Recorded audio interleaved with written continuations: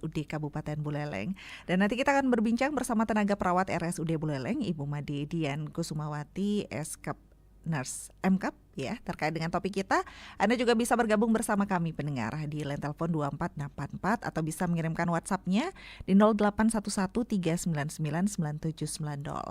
Dan 2 hari yang lalu kita memperingati Hari Perawat Internasional. Dan dari informasi yang saya kutip, menurut data WHO, perawat ini menduduki posisi yang vital di mana secara total itu membentuk 59% dari keseluruhan profesi bidang kesehatan dan terdiri atas 27,9 juta orang. Dan menurut data dari Profil Kesehatan Indonesia yang dipublikasikan oleh Kementerian Kesehatan Republik Indonesia, tenaga keperawatan ini juga menduduki posisi profesi kesehatan yang paling banyak dengan total 40,85% dari keseluruhan profesi kesehatan di Indonesia, pendengar, yang terdiri atas 438.234 orang. Wah, banyak ya. Berarti perawat ini lebih mendominasi sebenarnya nih. Dan ini mau ucapin selamat Hari Perawat Internasional. Kita langsung berbincang bersama perawatnya, tenaga perawat RSUD Buleleng, Ibu Made Dian Kusumawati, SKap Nurse MKap. Selamat siang. Selamat siang, Bu Heni. Selamat siang, berasanya panggil pagi. Bu atau Mbak nih? Boleh aja karena sudah ibu-ibu sih sebenarnya. Gitu. Oke, siap. Karena dipanggil Mbak merasa lebih muda. Ya. Tapi memang tidak bisa dipungkiri karena sudah memang ibu-ibu ya pengennya dipanggil ibu gitu ya. Mbak Dian, selamat Hari Perawat Internasional. Terima kasih banyak. Oke, gimana kabar perawatnya? Dan mungkin kalau kita lihat di rumah sakit ya, kita sangat terbantu dirawat oleh para perawat. Tapi kalau untuk topik kita hari ini kan bagaimana peran perawat dalam optimalisasi layanan prioritas di RSUD Kabupaten Buleleng. Layanan prioritasnya yang bagaimana sih? Ada layanan prioritaskah di RSUD Buleleng atau seperti apa, Bu Dian? Ya, sebenarnya kalau di rumah sakit umum semua layanan tetap jadi prioritas ya. Iya. Artinya dengan istilah prioritas itu bukan berarti kita mengesampingkan layanan yang lain. Bu Dian, mohon maaf lebih dekat dengan mic. Oke, baik, sorry. Kayaknya kecil suaranya ya. Sekian, Ya, sudah cukup jelas baik. ya. Oke.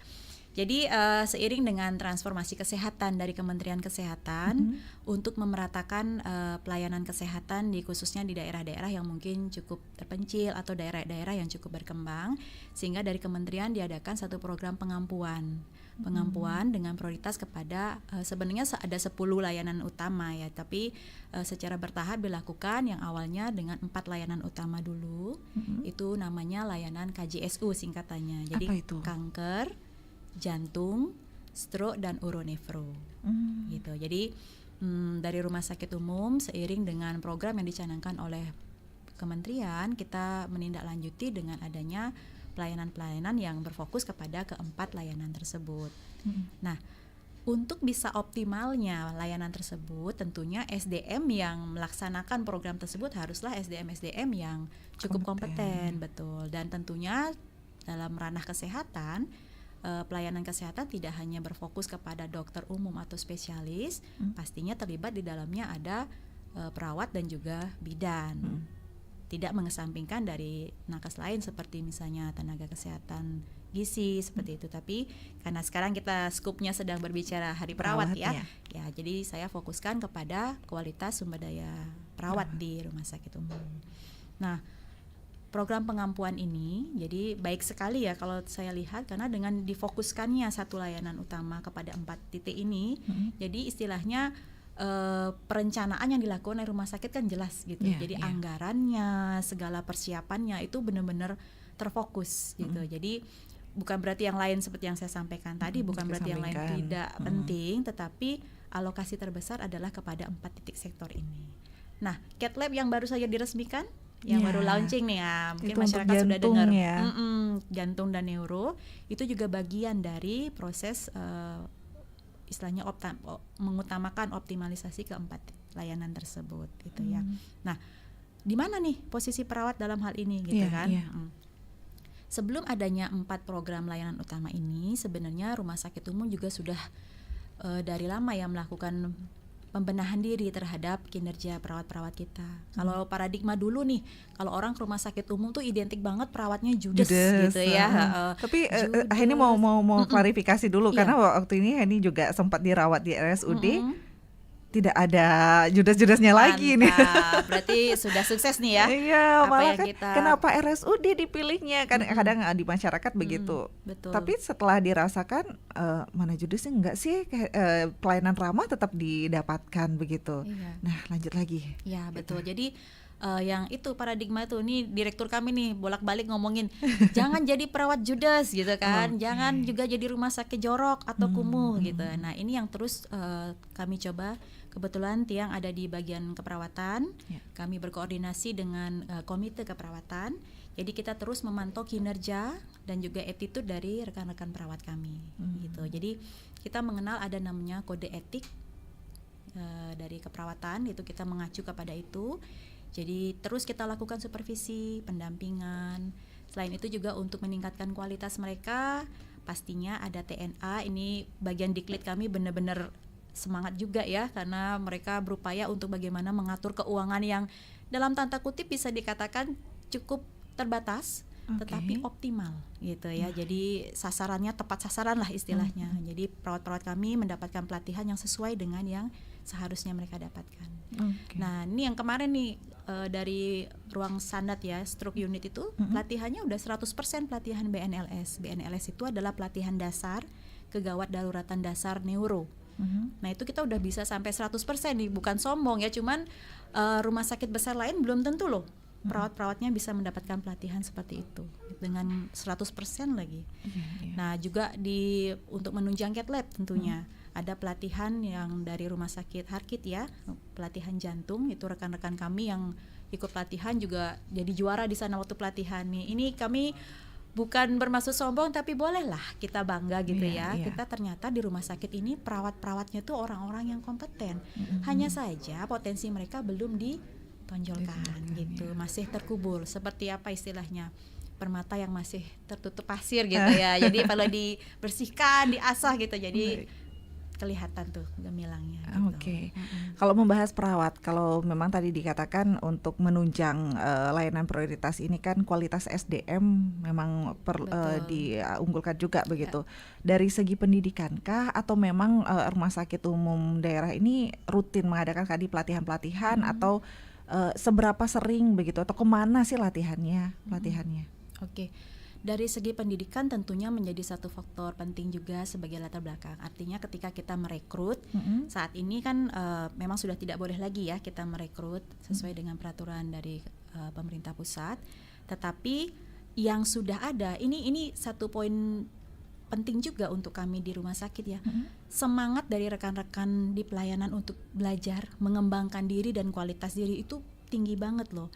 Artinya gini, yang awalnya mungkin D3 atau mungkin yang dulunya SPK, yang dulu kan sudah dihapuskan untuk SPK, mereka semangat untuk mengembangkan diri, diizinkan untuk itu melanjutkan lagi ibaratnya. Jadi dari pimpinan kami justru sangat mengapresiasi dan memberi motivasi kuat untuk hal ini.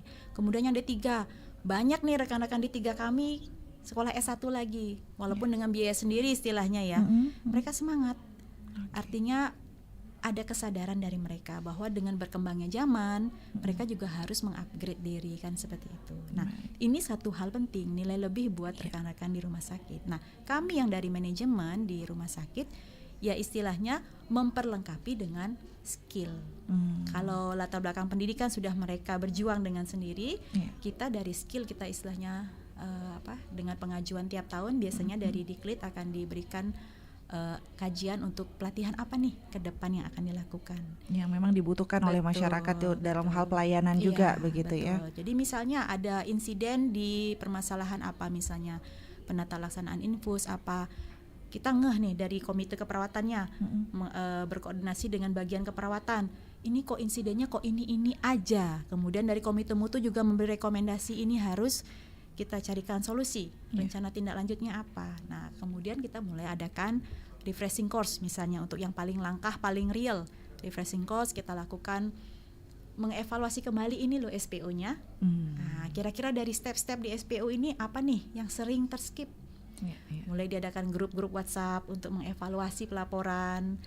Nah, itu untuk langkah yang paling real. Tetapi kedepannya ada juga pengajuan untuk pelatihan, baik itu in-house maupun ex-house. Jadi kalau in-house tuh biasanya kadang-kadang dokter-dokter spesialis kami di bidang yang dibutuhkan, mereka memberikan materi, atau kami mendatangkan pemateri dari luar seperti pelatihan kegawat daruratan neuro kami datangkan dari Rumah Sakit Pusat Otak Nasional di Jakarta.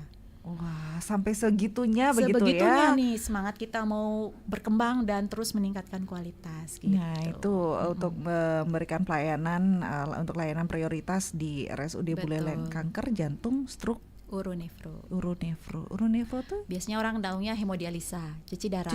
Iya, arah-arahnya seperti itu. Ini berarti penyakit-penyakit yang ramai, yang dominan saat ini atau gimana? Jadi ini yang jadi prioritasnya, Bu? Betul, katastrofik ya. Jadi mereka dalam pendanaan BPJS ini termasuk 4 masalah, 4 kasus terbesar yang menyedot pendanaan terbesar ya dalam masalah kesehatan. Jadi ini yang dijadikan untuk prioritas utama.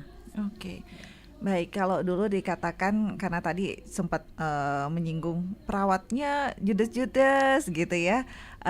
Ini yang diberikan pelatihan perawatnya yang memang fresh graduate aja atau memang yang muda-muda aja nih karena sudah yang akan melanjutkan atau memang yang senior-senior juga nih gitu. Ya. Kalau idealnya sih semua dapat pelatihan gitu ya.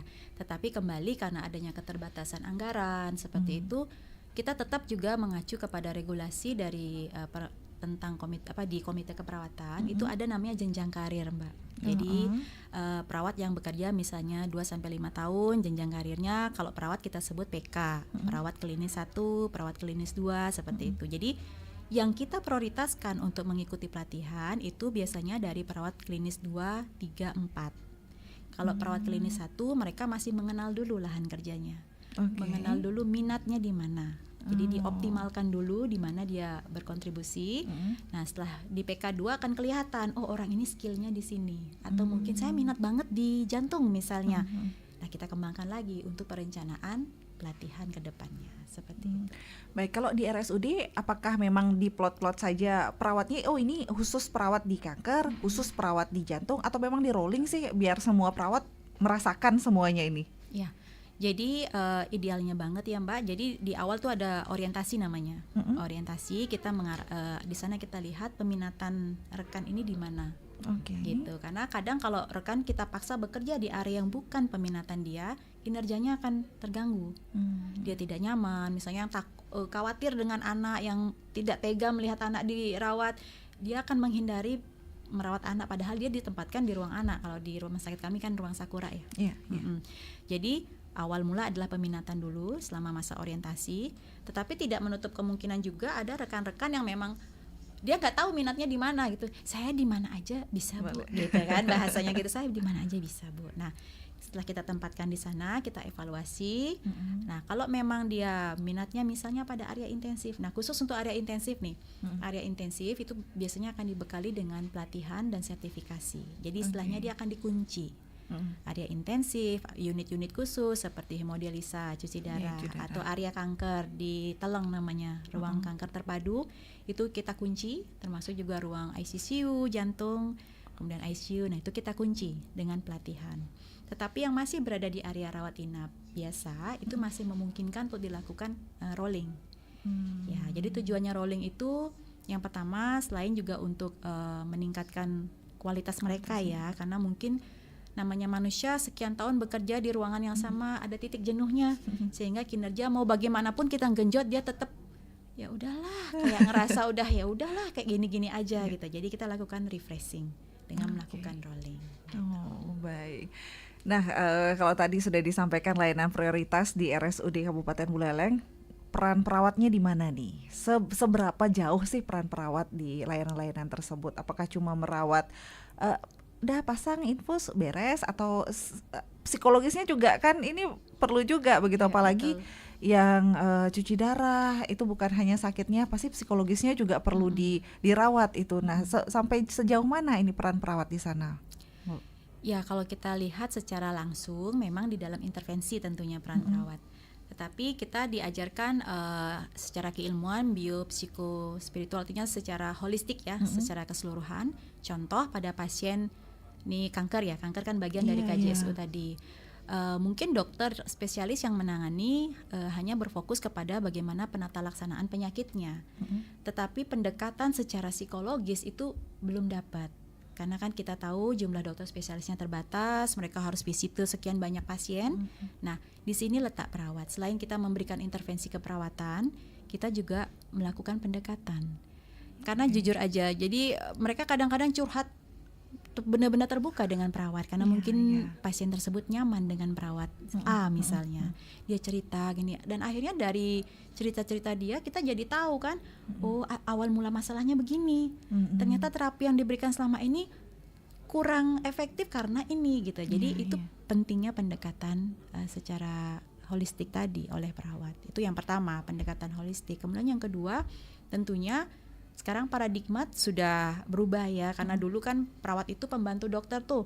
Nah, jadi pokoknya nih, dokter menginstruksikan apa sih perawat ikut. Jadi ketika pasien nanya, suster kenapa saya digini kak? Pokoknya dokternya ngasih instruksi gini bu, gitu. Nah sekarang sudah tidak lagi seperti itu.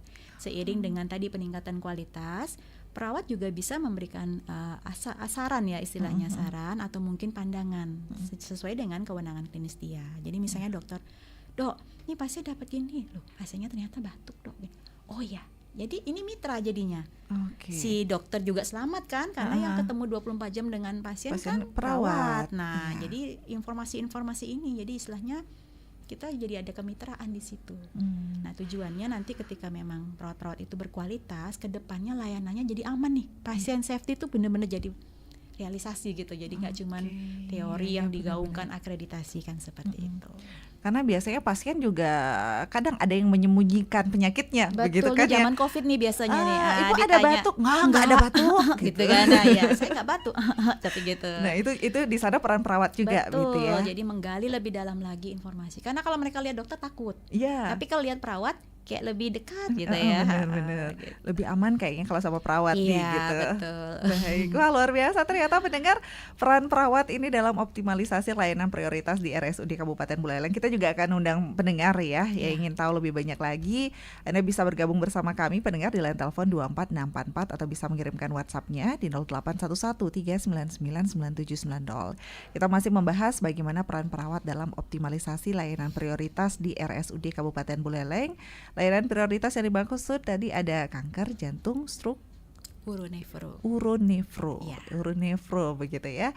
Dan kemudian ada yang menanyakan juga terkait dengan, karena beberapa waktu lalu ini juga lihat di media sosialnya ada layanan ke rumah begitu untuk home care ya dari RSUD Buleleng.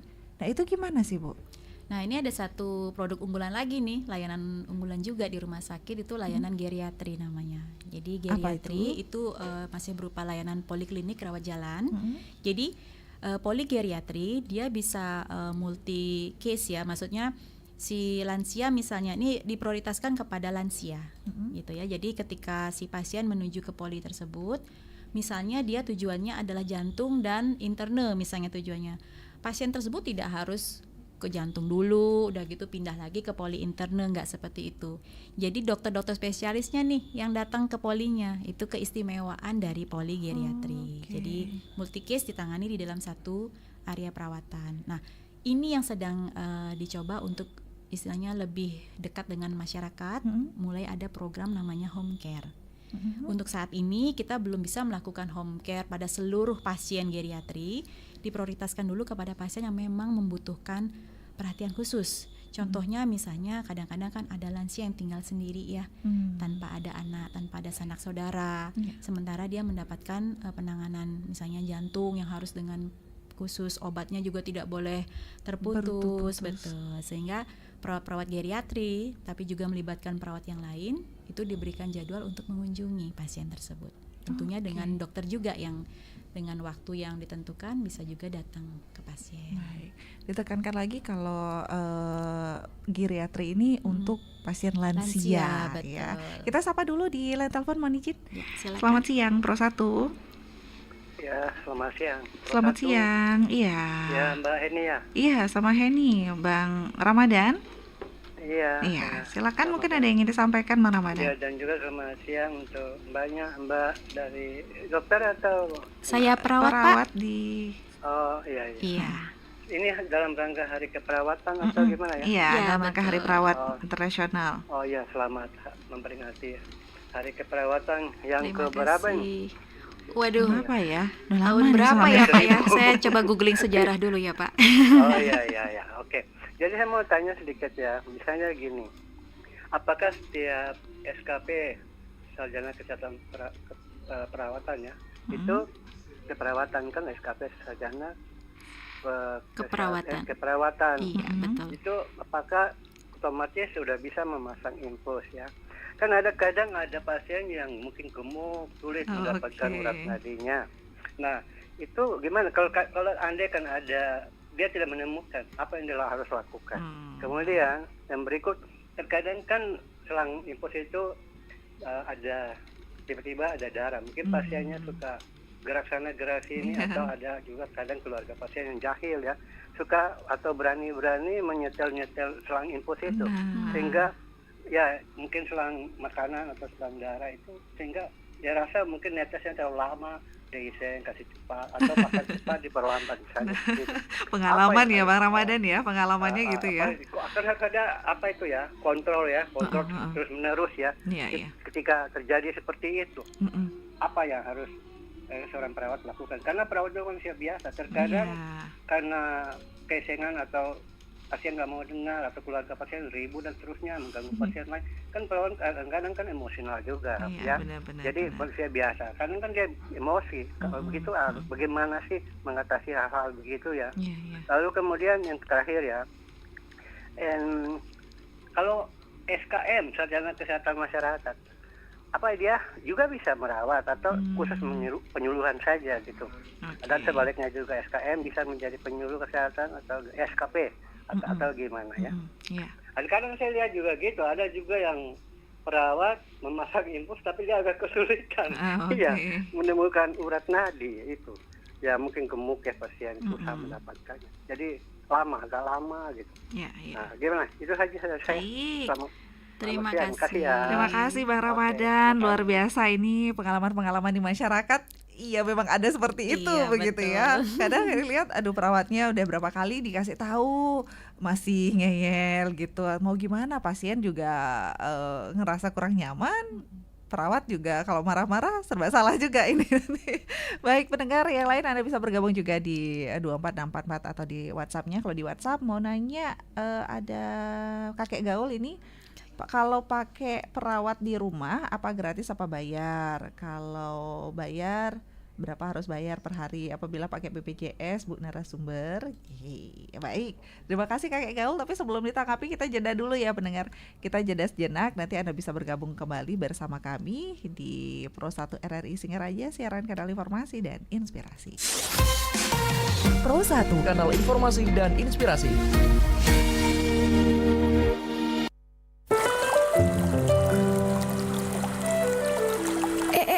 Tunggu nak, biasakan kalau cuci tangan itu pakai sabun. Sabun? Kan sudah bersih, Bu. Air saja tidak cukup. Biasakan cuci tangan selalu pakai sabun. Setelah dari kamar mandi, sebelum makan, sebelum dan sesudah menyiapkan makanan, setelah menyentuh makanan mentah, setelah menyentuh muka, setelah membuang sampah, dan setelah bersin atau batuk.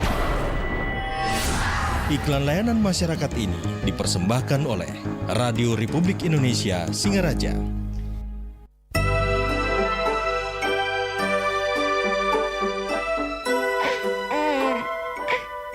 Bu, anaknya sudah diimunisasi belum bulan ini? Enggak deh Bu, bulan lalu anak saya sehat-sehat saja. Pas diimunisasi jadi panas badannya. Jadi kayaknya nggak usah deh. Bu, imunisasi itu sangat bermanfaat untuk anak kita supaya anak kita terhindar dari penyakit berbahaya seperti campak, TBC, radang selaput otak, dan lain sebagainya. Nah, kalau masalah badan anak panas setelah imunisasi itu wajar kok Bu. Oh begitu ya Bu. Baiklah, Sekarang saya langsung bawa anak saya ke puskesmas untuk diimunisasi, biar anak saya sehat terus, Bu. Nah, begitu dong. Penuhi hak anak untuk hidup sehat melalui imunisasi. Berikan imunisasi lengkap untuk anak kita. Imunisasi bisa jadikan anak sehat dan bahagia. Iklan layanan masyarakat ini dipersembahkan oleh Radio Republik Indonesia Singaraja. RRI Digital. Nikmati kemudahan interaksi, partisipasi, dan kolaborasi dengan RRI Digital. Interaksi, dengar dan saksikan siaran langsung kami, daftarkan akun Anda, dan mulailah berinteraksi di setiap program dan konten kami. Partisipasi, kreasikan konten Anda berupa berita, podcast, vlog, film, musik, dan playlist. Kolaborasi, kami mengajak berbagai komunitas untuk berkembang bersama melalui digital platform. RRI Digital kini juga menghadirkan terobosan baru, workspace platform, dan online learning platform dengan fasilitas-fasilitas unggulan, monitor impact and outcome, meeting online, video conference, dan library. RRI Digital menghadirkan fitur-fitur untuk peningkatan interaksi, partisipasi, kolaborasi, workspace, dan learning. Segera download RRI Digital. Aduh, ternyata nggak bener ya info ini. Mana aku udah share link ke grup lagi. Hapus aja deh. Semoga aja belum ada yang lihat. Kenapa sih? Pagi-pagi udah ribet. Ini nih, tadi aku share link berita ke grup tapi ternyata beritanya hoax. Kan jadi nggak enak. Makanya, kalau mau share berita cari sumber yang bener dong. Jangan portal sembarangan. Kalau aku sih referensinya ini nih, rri.co.id. Infonya lengkap, ada berita update tentang Jakarta, Nusantara dan dunia. Dan yang terpenting, berita-beritanya dijamin bener dan bukan hoax. Apa tadi? rri.co.id. Wah, iya nih, lengkap ya infonya. Ada juga berita foto, video, infografis, dan bisa sambil streaming RRI juga. Wah, mantep sih ini. Pokoknya update berita tentang daerah kita yang benar alias anti-hoax ya di rri.co.id. rri.co.id, sumber terpercaya dan teraktual. Pro 1, kanal informasi dan inspirasi. Ya, pendengar Pro 1 RRI Singaraja, terima kasih Anda masih bersama kami dan kita masih berbincang RRI bersama RSUD Buleleng ya, bersama tenaga perawat RSUD Buleleng Ibu Madidian Kusumawati SK Nurse MKAP. Bener ya Bu ya? Ini takut salah penyebutan ini. Soalnya sekarang perawatnya ada nurse juga begitu, itu titelnya yang didapat setelah melakukan pendidikan lagi begitu ya. Nanti mungkin Heni tanya itu karena tadi ada Bang Ramadan juga yang ikut bergabung. Apakah setiap SKP katanya sudah otomatis pasang infus? Nah ini dia, mungkin dijelaskan dulu SKP-nya karena tadi juga Bang Ramadan menyinggung sarjana kesehatan masyarakat. Iya. Baik, silakan Bu Dian. Baik, saya akan mencoba menjawab pertanyaan dari Bapak Ramadan ya, Bang Ramadan ya, gaulnya ya, Bang Ramadan. Ya, ini pertanyaannya bagus banget ya. Jadi memang dalam pendidikan dunia kesehatan khususnya perawat itu ada 2 fase ya. Jadi yang pertama istilahnya kita mengenal fase teori. Nah, lulus dari fase teori ini kita akan mendapat gelar SKEP. SKEP gitu ya, sarjana keperawatan. Nah, kalau pertanyaannya nanti lulusan SKEP bisa langsung pasang infus nggak? Untuk memperlengkapi tenaga perawat, mahasiswa keperawatan untuk bisa melakukan tindakan secara klinis, itu diperlengkapi dengan adanya masa profesi namanya. Nah, di sini mereka akan mendapat gelar nurse jika lulus. Jadi istilahnya teori dulu yang kita pelajari, kita udah dapat teori masang infusnya, udah tahu. Harus begini, sudut kemiringannya sekian, jenis jarum yang digunakan, aboket yang digunakan. Nah, untuk realnya terjun ke pasien itu namanya masa profesi. Yang nantinya akan kita dapatkan gelar nurse dari masa profesi ini sekitar 2 tahunan lebih kurang. Oh, lama ya Bu ya? Jadi 1,5 sampai 2 tahun itu khusus kita full di rumah sakit. Itu seolah-olah kita sudah bekerja di rumah sakit. Jadi udah kayak dokter dong jadinya ya, pendidikannya. Jadi hampir sama dengan dokter. Jadi dokter kan ada masa eskednya, kemudian baru masuk ke masa koas. Ya, jadi sama seperti itu. Karena memang dunia kesehatan karena klien kita tuh kan makhluk hidup ya, nggak bisa kita secara visual gitu kan, nggak bisa. Jadi harus kontak langsung dengan pasiennya gitu, seperti itu. Jadi kalau ditanya nanti lulusan SKEP pasti bisa pasang infus nggak? Kalau cuman S-cup, ada kemungkinan tidak bisa karena dia baru tahu secara clinical practice saja. Jadi maksudnya teorinya saja. Walaupun ada masa namanya clinical study, tapi itu cuma sebentar sekali. Mungkin tahu dia masang infus, cuman kalau ada kendala-kendala saat pemasangan infus dia tidak cukup expert untuk itu. Nah, nanti kalau dia sudah bergelar S-cup nurse, ya, jadi karena sudah melalui masa profesi tadi, harusnya otomatis dia bisa. Tetapi kembali seperti yang Bang Ramadan tadi bilang ya, perawat kan manusia juga tuh. Ya, walaupun dia sudah sekian lama berpengalaman, tapi kadang namanya manusia tetap ada rasa takut atau khawatir. Khususnya misalnya pasien kita anak-anak nih. Ya, si ibu panik, kita juga jadinya ikut-ikutan panik. Padahal teorinya kita udah tahu nih masukin infusnya gimana, pasang infus gimana, pasien gemuk gimana nangani. Tapi karena panic attack orang tuanya, tolong anak saya jangan disakiti gitu kan biasanya. Ya gimana gak nyakiti Bu, kita kan mau pasang infus. Ini life saving, ini lebih penting gitu. Maksudnya sakitnya bentar aja gitu. Ya, jadi mungkin seperti itu yang bisa saya sampaikan. Kalau ditanya tentang SKM, nah ini mungkin karena bukan ranah saya nih. Yang saya tahu SKM arahnya kepada istilahnya promotion ya, health promotionnya. Jadi lebih kepada seperti yang dibilang tadi, ada penyuluhan seperti itu yang terjun ke masyarakat. Nah kalau SKP bisa nggak kayak SKM? Bisa Pak, karena kami ada juga mata kuliah namanya komunitas. Nah, jadi di sana kita diajarkan bagaimana membuat satuan-satuan penyuluhan ke masyarakat gitu. Jadi kalau memang di satu area tidak ada sarjana SKM lah istilahnya, perawat bisa berkontribusi di situ. Dan kalau membahas infus, kadang kalau orang di infus itu kan ada darah, kadang ke selang infusnya itu. Kadang di masyarakat Pak Ramadan mengatakan ada tuh pasien yang sering nyetel sendiri infusnya. Nah kalau sudah begitu gimana nih perawatnya? Ini ya banyak pasien yang unik-unik seperti ini ya, luar biasa maunya berkontribusi kan, gitu ya, maunya ngebantu perawat mungkin maksudnya ya. Tapi sebenarnya itu tidak tepat. Karena tetesan yang diberikan kepada pasien itu sudah ada rumusnya, ada hitungannya. Ya, jadi dokter memberikan advice pemberian terapi cairan seperti apa, berapa dia boleh mendapat tetesannya itu ada hitungannya. Jadi nggak pakai feeling gitu. Jadi kalau boleh saya sarankan kepada masyarakat Buleleng yang sedang opname misalnya, nggak usah deh repot-repot ngatur-ngatur sendiri, sudah dibantu perawat, tenang saja gitu. Kalaupun memang ada kendala macet misalnya, boleh menghubungi perawatnya langsung. Karena ada juga SPO istilahnya untuk kita melakukan maintenance atau perawatan terhadap infus. Ya kalau yang dilihat selama ini kan banyak mulai viral masalah perawatan infus ya. Ini anak saya kok digini, ini infusnya ada gelembung-gelembung gitu ya. Kalau itu ada bekuan darah gimana? Itu semua sudah ada prosedurnya dan perawat kami sudah istilahnya ditekankan untuk bekerja sesuai dengan prosedur. Jadi nggak asal coblos atau gimana, semua sesuai dengan prosedur. Kalau memang itu menimbulkan kecurigaan di masyarakat, silakan diajukan pertanyaan. Pastinya rekan-rekan perawat kami dengan senang hati menjelaskan, tetapi izinkan dia melakukan perawatan infusnya dulu. Jangan dia kerja terus ditanyain dia kapan kerjanya gitu kan ya. Berikan kesempatan bekerja dulu, setelah itu kalau mau bertanya silakan. Pasti akan diberikan jawaban. Sebenarnya yang terpenting itu komunikasi antara pasien dan tenaga kesehatan sih ya.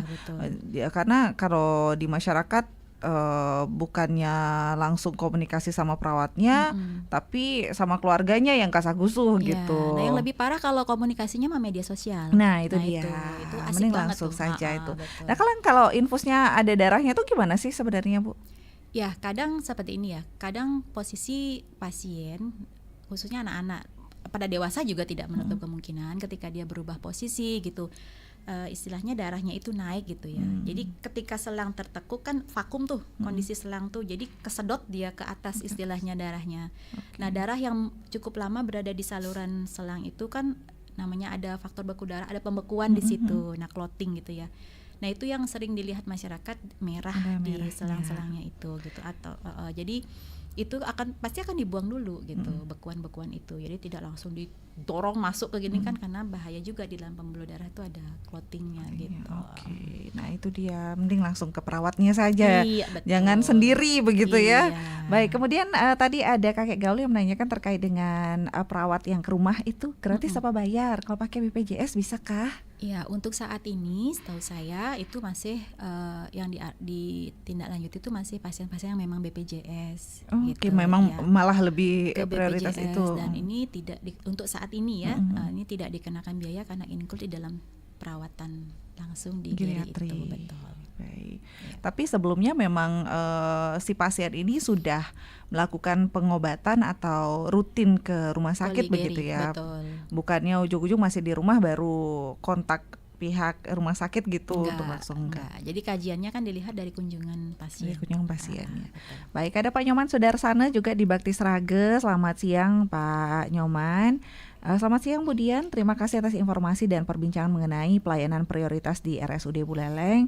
Pertama kami ucapkan Hari Perawat semoga dapat meningkatkan pelayanan di RSUD Buleleng.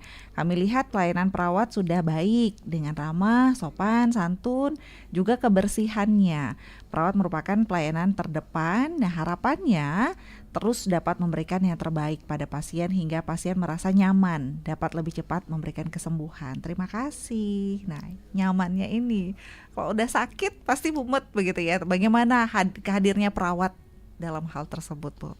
Ya, kalau masalah kenyamanan pastinya sentuhannya secara psikis ya. Jadi bukan hanya masalah fisik. Kalau fisik mungkin kehadiran dokter rasanya sudah cukup menjawab gitu ya. Karena pendampingan secara psikis itu yang beda banget gitu. Istilahnya kita human touch-nya kan kelihatan di situ gitu. Nah, kadang kita gini ya, mungkin saya agak ngimpat sedikit ya. Dulu pernah ada satu paparan gini ya. Perawat itu harusnya nggak pakai perasaan gitu ngerawat pasien gitu ya. Pokoknya pakai logika, ikuti prosedur SPO, ikuti detail-detailnya ini. Nah, kalau saya sendiri, saya tidak setuju dengan pendapat itu. Kenapa? Perawat tuh masih harus pakai perasaan. Karena untuk kita mengerti apa yang dirasakan pasien kan antar perasaan nih yang bicarakan. Nah, itu. Jadi kadang ada perawat yang harus berjam-jam nih duduk di sebelah pasien hanya untuk mendengarkan keluhannya saja. Padahal dia nggak sakit-sakit banget gitu, maksudnya bukan penyakit kronis juga yang diderita oleh pasien tersebut, tapi hanya butuh kehadiran perawat. Udah hilang tuh keluhan nyerinya. Bu, masih sakit kepalanya? Enggak, saya cuma pengen cerita aja gitu. Jadi sentuhan secara psikologisnya mungkin peran perawat di situ. Makanya di RSUD Buleleng juga selalu menekankan keramahan ini ya. Betul, agar senyum manis tuh selalu. Smile itu ada di pin kami, iya. Smile itu. Itu memang tagline-nya sekarang gitu. Karena lihat boleh tuh gininya pinnya semua pakai pin smile itu di RSUD. Betul, untuk saling mengingatkan lah. Tetap memasang smile itu. Baik.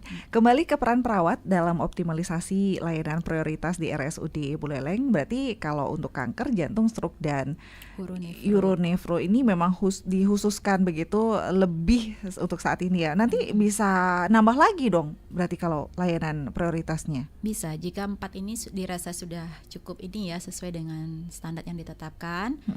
Karena aslinya ada 10 sebenarnya kan Mbak. Jadi nanti mulai akan beralih kepada kasus lainnya gitu. Salah satunya diabetes di situ ada.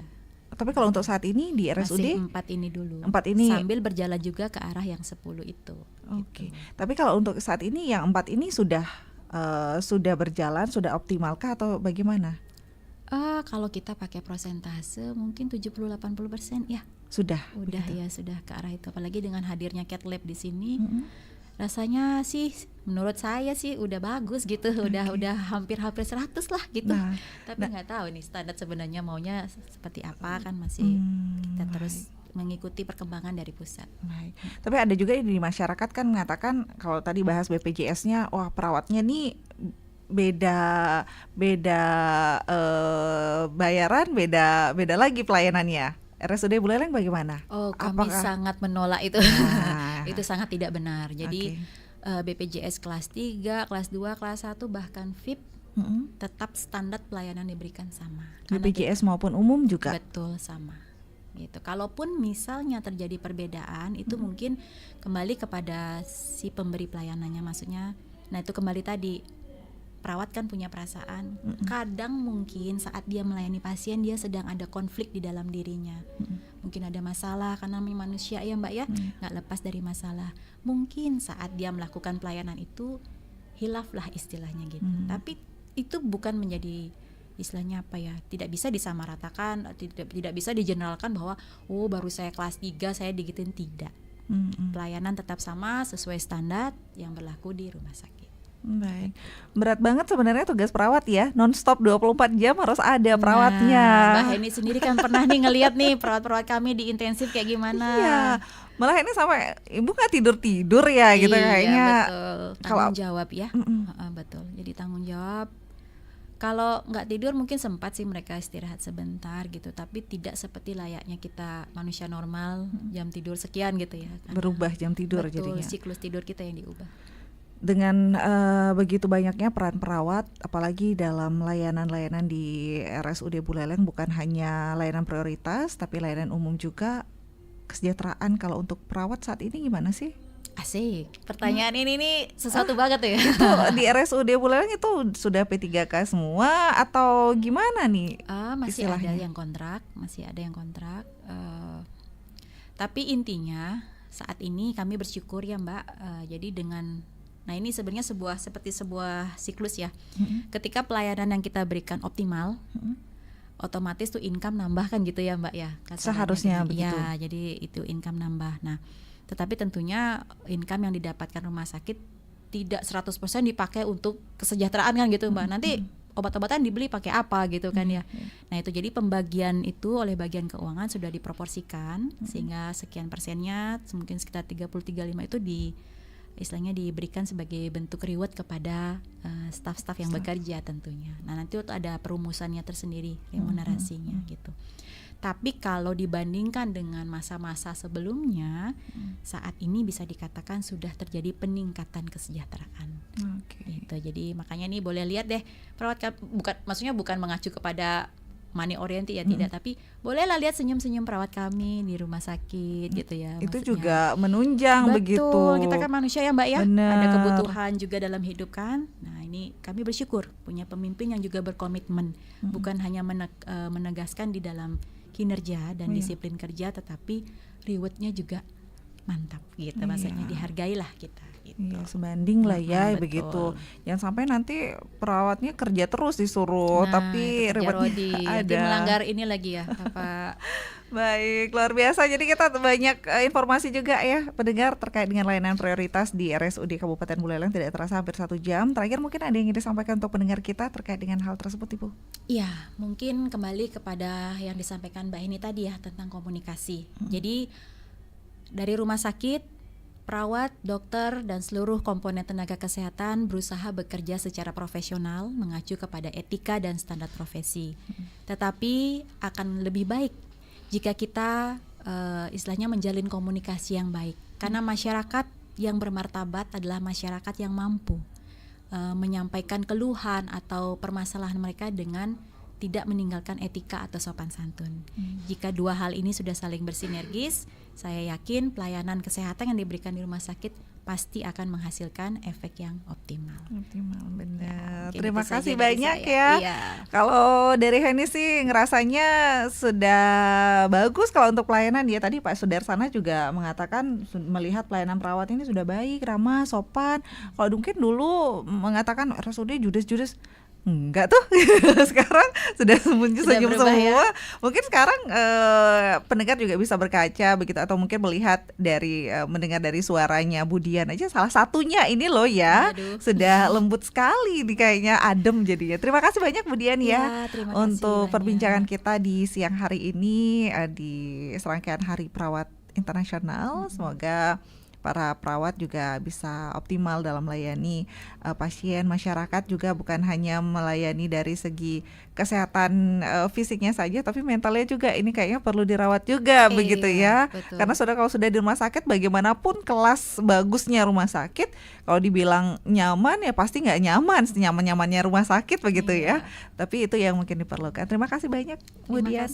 Dan untuk pendengar Pro 1 RRI Singaraja, terima kasih juga untuk atensinya. Tetaplah bersama kami di Pro 1 untuk menyimak beragam informasi yang akan kami hadirkan untuk Anda. Saya Heni Petalia, terima kasih. Sampai jumpa. Terima kasih Budian.